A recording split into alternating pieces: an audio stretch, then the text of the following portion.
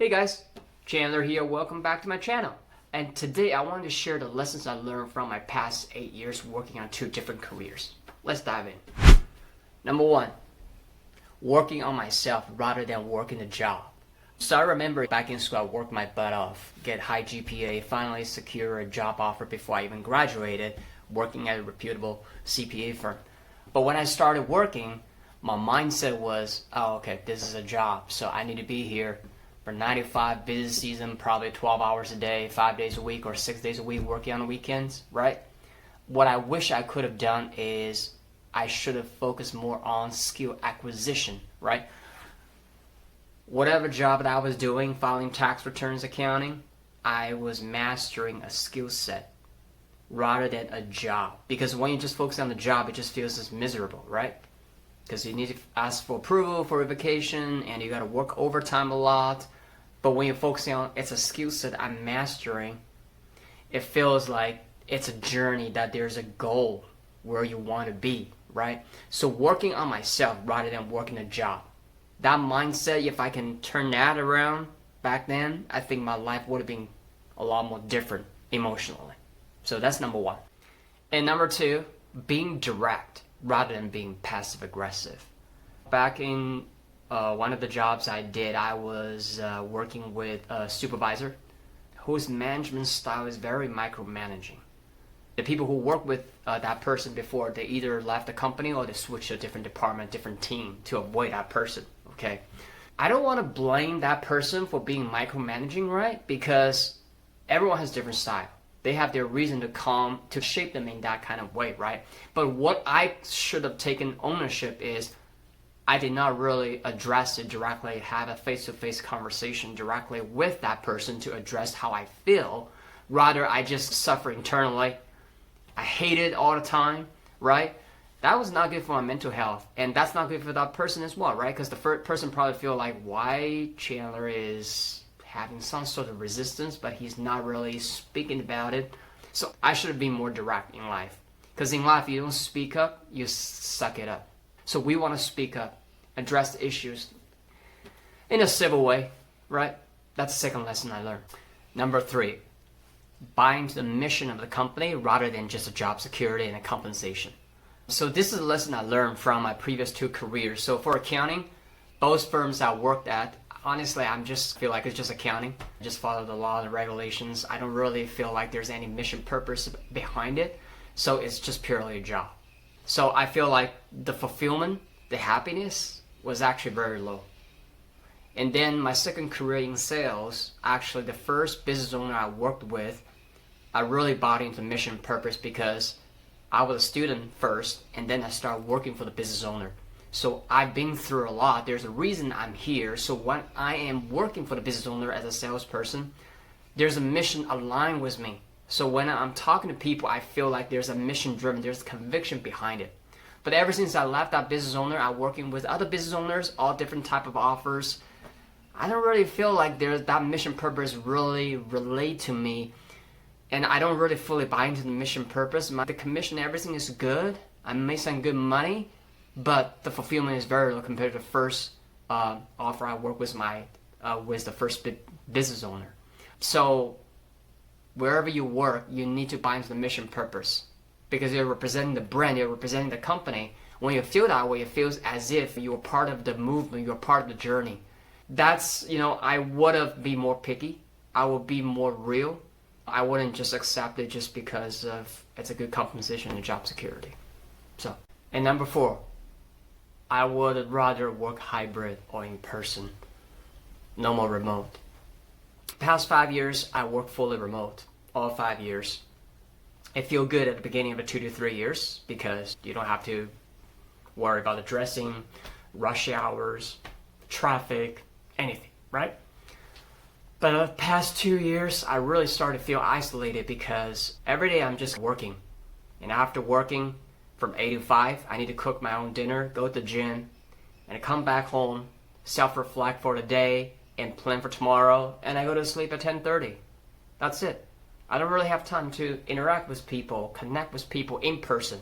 I'm interacting with people on Zoom, all these virtual platforms, but that doesn't feel real compared to meeting people in person. So I would rather work hybrid or in person. Because look, if you have kids and wife, totally understand. Work hybrid or remote fully. For me, I'm single. No wife, kids, no pets. Why should I stay at home? I should go out and meet people and work with people. Yeah, sure, I'm going to deal with some people I don't get along with. But hey, that's part of the deal, right? And number 5, be more decisive. Man, so in the past 5 years, I think every time when I switch the gig, meaning like I quit working with the business owner, is when I really got to a point that I feel like enough is enough. I really feel emotionally burned out. Because before I mentioned, the mission purpose, I don't really buy into. It's just a job, right? Even though the compensation, everything is good. So the mistakes I made twice was I should have left the offer maybe a year ago, 6 months ago, but I waited because I was so comfortable. Got in a comfort zone because the same people I'm familiar with the structure, technologies, platforms, and the flow of the work. Then I just got in the routine. I just feel very hard for me to break that routine and go do something completely different. Having endurance is good, but for me, I should have left earlier. I should be more decisive. I'm still working on that because that's something like I know it's my weakness. I tend to get stuck in the routine, and I need to feel comfortable about being uncomfortable, breaking the routine. And number 6, I would worry way less about the results, the ending outcome. So back when I was doing sales, every salesman has a KPI. Your target, minimum target you have to hit, right? So it always feels a little bit stressful about, oh, I'm not hitting my numbers. I feel stressed out. But now you think about it, whatever happens at the end of the day, right? But what's more important is that you enjoy the journey, right? Do you enjoy what you do? And you just focus on the journey, the process, and the results are just natural byproduct, right? Worst case scenario, you didn't hit it and you have a conversation with manager. So I think our intellectual mind is tripping us to really worry about the future all the time, but we forgot being present, right? So, recently I got to have an opportunity to work for one of my favorite brands. It's a fitness and fashion brand. It's only for temporary, but hey, why not just focus on enjoy the journey, right? It's a brand you love and you got it. Just enjoy it. And don't worry about it next year, what's going to happen and all these things. That's one of my biggest takeaways as well. And number 7, entrepreneurship is not for everyone. I know that if you guys are on the YouTube, I think starting 5 years ago, right? To see all these influencers saying, hey, I can make this kind of money, helping you quit the 9-to-5, escape the rat race, right? And I was selling for these influencers for the past 4.5 years, different coaching offers, courses. And throughout this whole journey, what I noticed is that 95% of people, they hop on the call, they tell you all the things, they hate their jobs, they want to have financial freedom, they want to travel around the world. But guess what? Among all the people who actually bought the courses, the majority of people did not even take an action to finish the first 2 chapters. And the rest, the majority of them, give up on the journey within 1 to 3 months, maximum 6 months. So only very less than maybe 2% of people actually took action consistently for a year or 2 and then made it happen. So my journey working with all these influencers behind the scene, I can see how crazy tough it is for a startup company to making sure the marketing campaign can generate enough leads and the sales department can go ahead and closing as many deals as possible. Sometimes the lead gen dropped and there's not enough revenue coming in and they have to lay off people. So you guys probably don't see behind the scene what's so crazy about what amount of work it takes to run a business. If you think working a corporate job 12 hours a day, you are just doing one function within the business. Think about it, run a business, how many functionalities you got to run. Accounting, marketing, sales, admin. You don't have the money to hire people at the beginning. So really, is entrepreneurship really for everyone or just a hype? I personally feel like most people just have shiny object syndrome or fear of missing out. They should really focus on what they have and find a purpose out of it. And even if they want something on the side, that's fine. Keep what you have. But you don't have to desperately think that this is something I want to run away from. It's a devil. I need to get away from it. I don't think for majority of people that's the case. For some people, yes, it is. They really need to get out of it. I totally understand. But I just feel like people say, I know it's a lot of hard work, but they do not know because they never had the journey of running a business to understand You got to sit there working 12 hours straight, 15 hours straight. All the business owners I work with, they work 7 days a week. Duh. At least with a corporate job, sometimes we have a Sunday off or maybe 2 days off. So I just feel like entrepreneurship probably is not for everyone. That's based on my interaction with the people hop on these calls, trying to be an entrepreneur, purchasing these courses and coaching offers, but they didn't take action. So it's not for everyone. So really dig into your why you want to be self-employed. So once you have the experience of both worlds, you can compare, then you know that actually which one is for you.